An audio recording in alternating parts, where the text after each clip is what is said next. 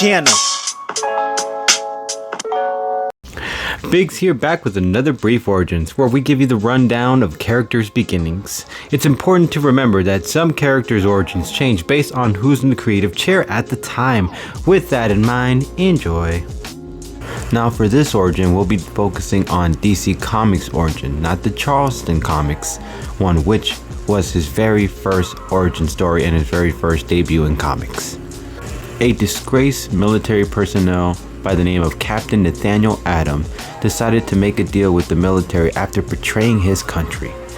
He would allow them to experiment their alien spacecraft with him on board as long as he got his pardon afterwards when he was done. Wade Ealing agreed to this and did their experiment. They attempted to use a nuke bomb on the craft to see what it would do. When they did, Captain Adam was taken out in the process, or so it seemed. You see, for Wade Ealing, this was a dream come true since he always had a thing against Captain Adam. So years go by and General Ealing now takes the man's wife and kids as his own. The wife passed and leaves him with 2 young children on which he raises.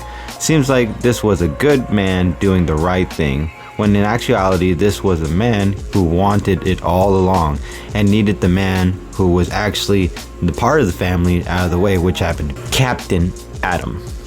Eventually, Captain Adam would come back to life, not in the traditional sense. You see, the alien spacecraft didn't actually take him out, more like morphed with his body and sent him several years into the future. He came back 2 decades after his original sighting that day of the experiment.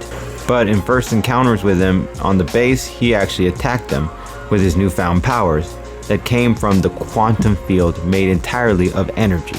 The military was able to restrain him at some point. When the general discovers that Captain Adam is back, he decides he wants to make sure to keep him on a leash.